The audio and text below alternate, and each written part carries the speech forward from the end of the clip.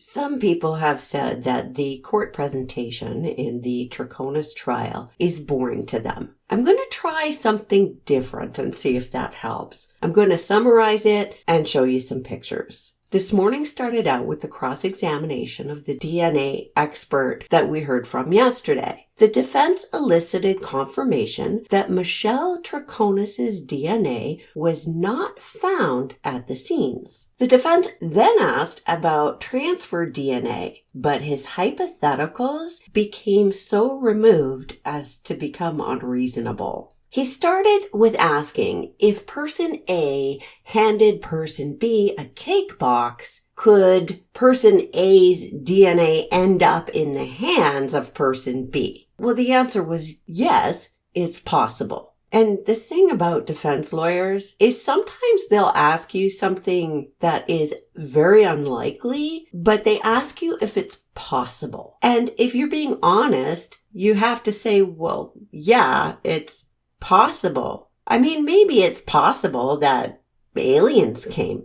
I don't know. It puts you in a position. He talked about DNA being transferred again and again to other items. Now we're talking about third and fourth transfer DNA, which is not likely, and DNA degrades, and it depends on a lot of factors, including what it's exposed to, whether it was touched or cleaned. Even if this was likely, there is still no reason for the DNA of Fotis Dulos to be in that kitchen on a high-touch surface that gets cleaned regularly, unless the defense is going to claim that Fotis Dulos was present on the day of the crime, except he didn't do it. This isn't going to fly in respect to the confirmatory tests for the blood. Remember, there was a big discussion about presumptive tests. They did the KM test and the luminol, and then they sent those samples for DNA, which came back with DNA. Most of them. Some of them didn't. There was the issue that the samples from the Suburban never underwent confirmatory tests. And the big question everybody was asking was why? Well, today we learned why. Confirmatory tests for blood are done for homicides. And at the time of the initial investigation, this was a missing persons case. They also did not want to use up the samples to get a confirmation of blood and then end up not having enough of a sample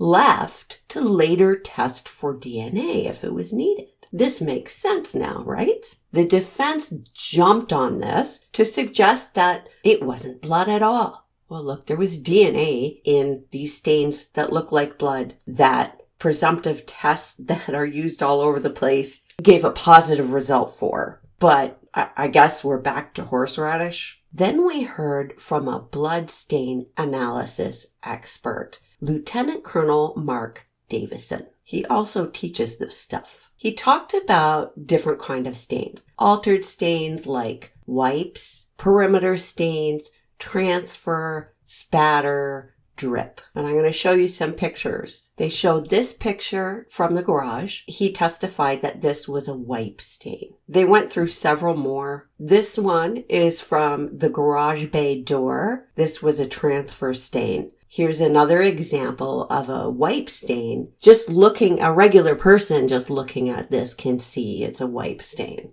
Again, this one is from the garage floor. This is different from the other pictures I showed you. The KM test was positive for blood, and the bloodstain expert is saying, yeah, this is a wipe through a blood stain. This is a drip, and it's also a perimeter stain. And there was spatter. In that garage, there were all kinds of different stains. I mean, come on. Does anyone really believe that Jennifer Dulos is still alive? In the midst of all this, before they even got this bloodstain expert up here, court had to be halted. I made another really quick video on that. So there was more jury drama. Ultimately, what was decided was that juror who had been on social media has been removed from the jury. All of the rest of the jurors were interviewed. Both the defense and the prosecution were able to talk to the judge on the record, but outside of the presence of cameras and audio. And ultimately what was decided was that the trial would proceed. They felt like the rest of the jurors could continue to hear the evidence in a unbiased manner. So that's it for this morning's testimony. After lunch, the lieutenant colonel was back on the stand. He talked about directionality. He said that there were a minimum of 26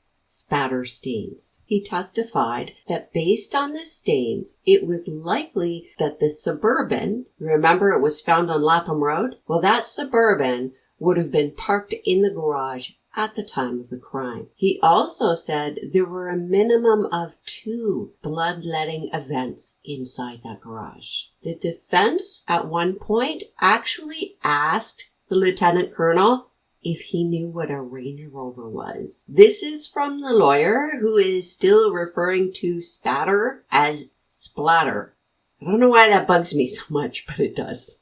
He should know better. At least one of the impact events originated from close to the garage floor. Then the defense went into mathematics. I wonder if he fancies himself a mathematician. Anyway, he asked if the Suburban had been parked on an angle, if the expert's conclusion would have been any different. The answer was, well, it depends on how severe the angle. Think about that garage. How severe of an angle can you park a Suburban when there's a Range Rover right next to it?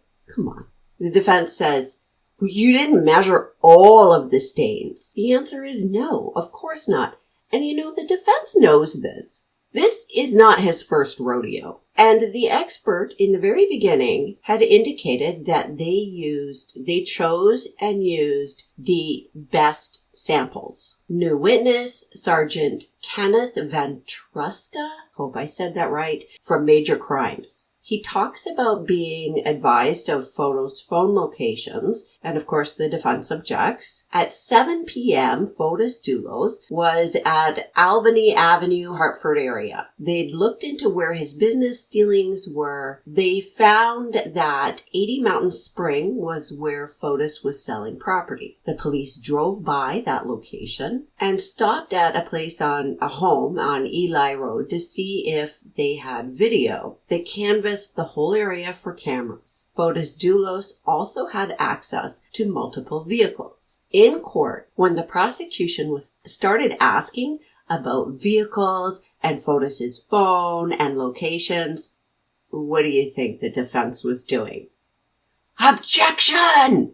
The police were looking for a Ford Raptor, a Jeep Cherokee, a black Suburban, a Porsche, and a red Toyota Tacoma. And that was off the top of the witness's head.